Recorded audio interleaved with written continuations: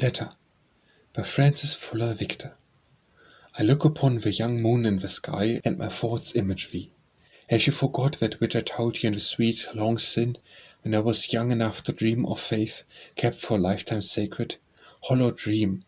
When I told you on a happy hour, on a night like to this, that while the moon brightened and darkened to my living eyes, there was one image should rise when it rose, shine as it shone, and should set darkly never. That was my heart's first vow. My lips had breathed girlhood's forget-me-not and ever wine to our ears before, but 'twas a strain of winter wakes passing our lyre. The natural melody the young heart yields, even so love's lightest whisper. But there came at length a master with the power to thrill the finest chord in all the spirit's being. The word the master, and the hand awoke all of the slumbering music in my soul, a strain whose echo lingers in my heart, resounding through its labyrinths forever.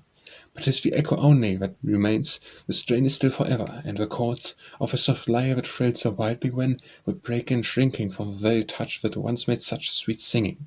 But 'tis past. I have been sad and happy many times, since we together have wept or smiled, and my heart beats as ever was its wont, slowly and pensively, save now and then, when the desire for love grows suddenly strong, or the slumbering lava of the heart pours itself through the channels of the blood, making thought feverish and the pulses high.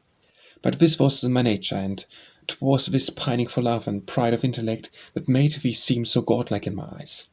Above all thy glory has been shone, and the great gifts are nothing to the shame of the mean sin of falsehood. I forget the selfish thought that thy deceit wronged me, and saw for the ruin that was wrought in the most perfect beauty of a soul, and the veil parted, and I saw untruth wedded to bright browed wisdom. Let it pass.